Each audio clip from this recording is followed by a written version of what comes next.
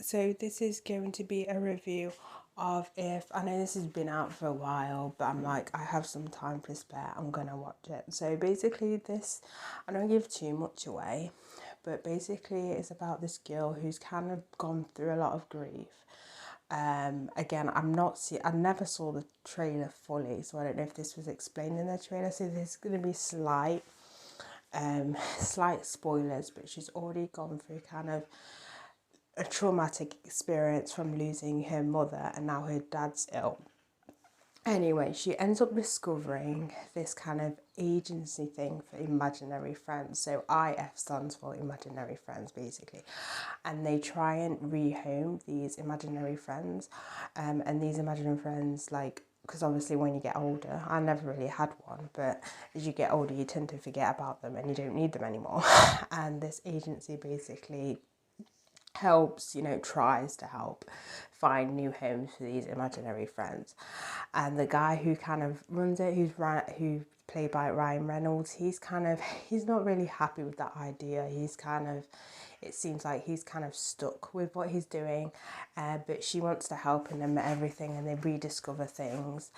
And it has a plot twist I did not expect. I was like, yo, I should have expected it, but I didn't expect it when it happened. I was like, oh, okay. But then it kind of makes sense because of the whole story. But then it's like, oh, wow. I'm just in the cinema like, just wow. So when it comes to age, it is a kids movie, but I feel that if you're around that age of maybe 10 and up, you'd enjoy it more. It's definitely not something I don't think 5-year-olds would enjoy, or 6-year-olds. 8-year-olds maybe.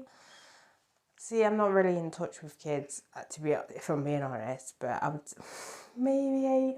You know what, I'm going to stick with 9, 10 upwards, would enjoy it, I think, a little bit more. It's one of those films where that whole family can kind of enjoy, because it has some nostalgia in it if you do remember having imaginary friends. For me, I don't remember actually having an imaginary friend, to be fair, but as I said, it's a wholesome movie. There are parts where you just it's a little bit pulls a little bit on your heartstrings, but other than that, as I said, it's an enjoyable film. These different imaginary friend characters are all kind of like, they all have their whole like wacky personality and stuff.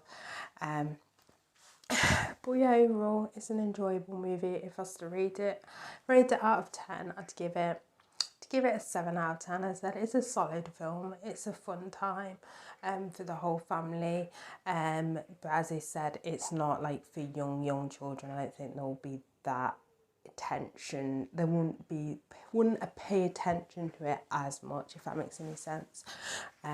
Just because obviously the dialogue and everything, and how, it's more so that kind of 9, 10 age bracket.